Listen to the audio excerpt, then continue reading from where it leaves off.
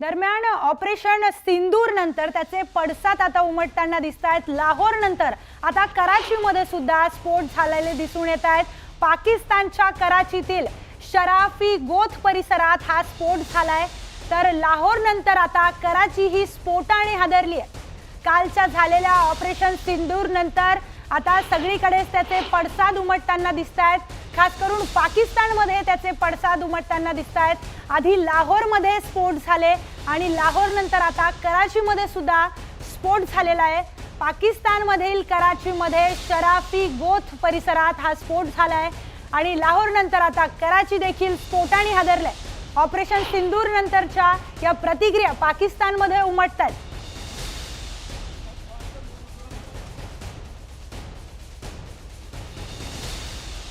Operation सिंदूर अजून संपलेलं नाही असं विधान किरण रिजिजू यांनी केलंय। सर्वपक्षीय बैठकीनंतर किरण रिजिजू यांचं हे मोठं विधान समोर आलंय। ऑपरेशन सिंदूर हे ऑनगोइंग ऑपरेशन आहे असं विधान किरण रिजिजू यांनी केलंय। ऑनगोइंग ऑपरेशन सिंदूर आहे म्हणजेच ऑपरेशन सिंदूरचे आणखीही काही टप्पे असू शकतात आणि आणखी याचे ऑपरेशन सिंदूर सारख्या आणखी 9 जसं काही काल 9 दहशतवादी तळांचा खात्मा करण्यात आलेला आहे, त्या 9 दहशतवादी तळांवर एअर स्ट्राईक करण्यात आलेली आहे। तशीच एअर स्ट्राईक पुन्हा एकदा होऊ शकते असं विधान किरण रिजिजू यांच्या बोलण्यातून लक्षात येत आहे, कारण त्यांनी हे विधान केलंय की ऑपरेशन सिंदूर अजून संपलेलं नाही। ऑपरेशन सिंदूर हे ऑनगोइंग ऑपरेशन आहे, म्हणजेच ही प्रक्रिया सुरूच राहणार आहे असा अर्थ किरण रिजिजू यांच्या बोलण्यातून लक्षात येतो। दरम्यान काल झालेलं ऑपरेशन सिंदूर मध्ये 9 दहशतवादी तळांचा खात्मा करण्यात आला आणि यात आताच राजनाथ सिंग यांनी केलेल्या विधानावरून लक्षात येत आहे की जवळपास 100 दहशतवादी या ऑपरेशन सिंदूर मध्ये ठार करण्यात आलेत। या ऑपरेशन सिंदूर मध्ये अनेक दहशतवादी तळांना उद्ध्वस्त करण्यात आलं। हे तेच दहशतवादी तळ होते जिथे दहशतवाद्यांना ट्रेनिंग दिलं जायचं।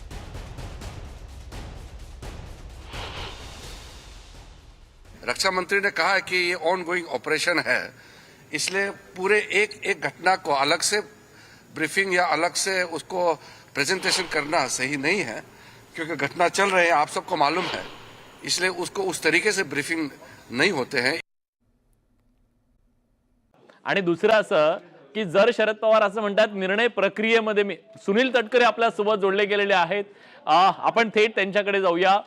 तटकरे साहेब, खरं तर पडद्याच्या मागे काय सुरू आहे हे आम्हाला माहित नव्हतं, तुम्हाला ते अधिक माहित असणार आहे। कुठपर्यंत आलेलं आहे पवार साहेबांचं हे वक्तव्य? तुम्हाला दिलासा देणार आहे का, मनोमिलनाचे संकेत आहेत का? मी स्वतः विशाखापट्टणम येथे माझ्या पेट्रोलमॅन नॅशनल गॅस कमिटीच्या स्टँडिंग कमिटीच्या बैठकीसाठी आलेलो आहे। बरं, आदरणीय पवार साहेबांच्या अनुपस्थित चौकीतला भाग काही पत्रकार मित्रांनी पाठवला आणि आज एका इंग्रजी वर्तमानपत्राला दिलेली मुलाखत सुद्धा अशीच माहिती रूपाने या ठिकाणी मिळाली। मला असं वाटतं की बाकी आदरणीय पवार साहेबांच्या आजवरती आम्ही निर्णय घेतल्याच्या प्रक्रियेपासून त्यांनी ज्यावेळेला मत व्यक्त केलं, कारण साहेब देशाचे ज्येष्ठ नेते आहेत, त्यांचा आदर आम्हाला सर्वांनाच आहे, त्यामुळे त्या बाबतीमध्ये मी कधीच मत प्रदर्शित केलं नव्हतं। मी आज एवढंच या ठिकाणी त्याने म्हणेन की 19 सालामध्ये ज्या वेळेला दादा आणि देवेंद्रजींची शपथ झाली होती, ते सरकार असतं तर आज महाराष्ट्र कितीतरी गतिमान पुढे झालेला पाहायला मिळू शकला असता। आता हा तर मी तर आज पहिल्यांदाच साहेब अशा पद्धतीचं म्हणाल्याचं ऐकलेलं आहे। पक्षामध्ये कधीच या विषयावरती चर्चा यापूर्वी म्हणजे आज अजितदादांच्या प्रफुल्लभाईंच्या नेतृत्वाखाली आम्ही जे आज राष्ट्रवादी काँग्रेस पक्षामध्ये काम करतो आहोत, ज्यावरती महाराष्ट्रातल्या जनतेने 41 जागा विधानसभेमध्ये फार मोठ्या फरकाने निर्वाचित करत विश्वास दाखवलेला आहे, त्यामध्ये आमचा कोर ग्रुप असेल म्हणजे दादा आहेत, प्रफुल्लभाई आहेत, भुजबळ साहेब आहेत, हसन मुश्रीफ आहेत, धनंजय मुंडे आहेत, मी आहे स्वतः, अजूनही आमची या विषयावरती काही चर्चा नाही, कारण हा पहिल्यांदाच विषय समोर आलेला त्या ठिकाणी दिसतोय। इतर बाबतीमध्ये सांगितलं झालं तर संघटनेमध्ये सुद्धा, पण असं झालं तर वेलकम असेल? नाही, माझं ऐका तर खरं प्लीज। संघटनेमध्ये सुद्धा या विषयावरती काही चर्चा नाही आहे। त्या मतप्रवाह नेमके काय आहेत, मतप्रवाह भिन्न भिन्न असू शकतात, मला माहित नाही. बर कारण या सगळ्या 2 वर्षाच्या कालावधीमध्ये ज्या ज्या पद्धतीने ज्या गोष्टी काय घडल्या असतील त्याबद्दल कदाचित मतभेद असू शकेल. आम्ही ज्यावेळेला पुन्हा एकदा एकत्रितपणाने कोर ग्रुप म्हणून बसू त्यावेळेला जे काय आज म्हटलं गेलेलं आहे त्या संदर्भातला विचार त्यावेळेला करता येईल. आज काय विषयावरती लगेचच काय घाई असं मला स्वतःला काय वाटत नाही. बरं, पण सुप्रियाताईंशी तुमचं कधी ऑफ द रेकॉर्ड असंच काही बोलणं झालं असेल तेव्हा त्या सकारात्मक वाटल्या तुम्हाला, 2 बहीण भावाने एकत्र यावं या संदर्भात? नाही, माझी आणि आदरणीय सुप्रियाताईंची गेल्या 2 वर्षामध्ये काही कधी बोलणंही झालेलं नाही. संसदेमध्ये कधी काही भेट होते, नमस्कार होतात, यापेक्षा कधी आमची काही चर्चा या विषयावरती झालेली नाही. बर, पण पवार साहेब जेव्हा असं म्हणतात की मी आता निर्णय प्रक्रियेत नाहीये, याच्याकडे काही जण असंही बघतायत की पवार साहेब आता थोडेसे निवृत्तीचा विचार करतायत की काय, तुम्हाला वाटतंय तसं?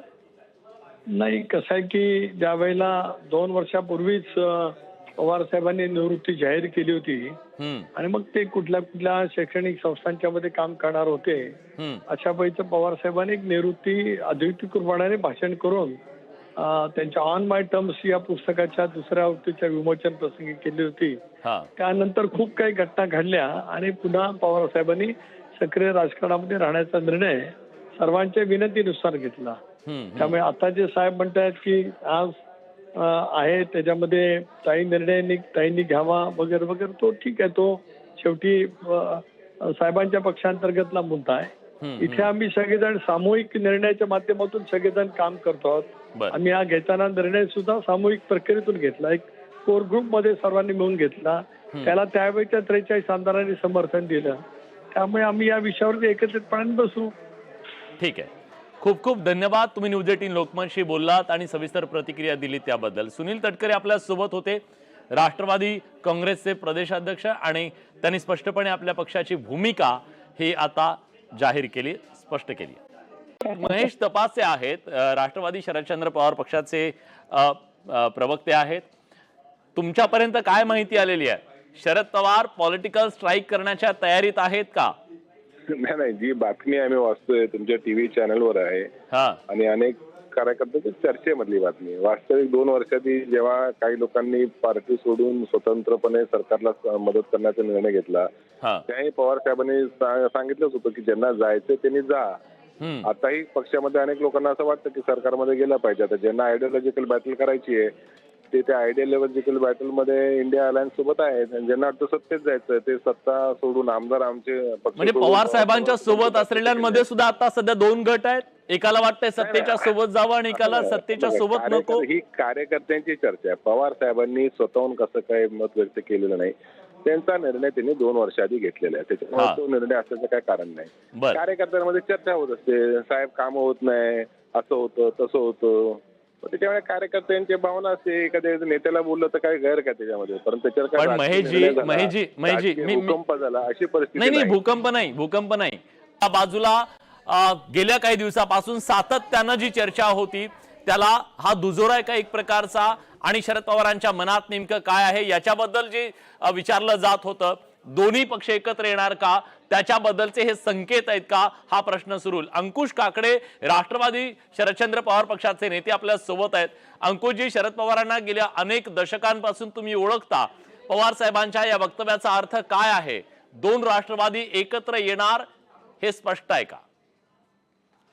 नाही, ज्या अर्थी पवार साहेब म्हणतायत किंवा त्यांनी अनौपचारिक चर्चेमध्ये त्यांचं हे वक्तव्य केलं, तर त्याच्या पाठीमागे त्यांचा निश्चित काहीतरी हेतू असेल. आणि त्याच कारण पवार साहेब ज्यावेळेला एखादं स्टेटमेंट करतात त्याच्यातून अनेक अर्थ आणि अनर्थ निघत असतात.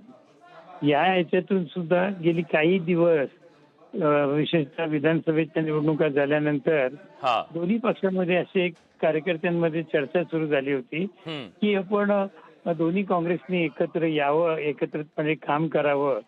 हे दोन्ही पक्षामध्ये म्हणजे अजित पवारांच्या पक्षामध्ये आणि साहेबांच्याही पक्षामध्ये. त्याच्यामुळे गेल्या काही दिवसामध्ये त्या गोष्टीला चालना झाल्या.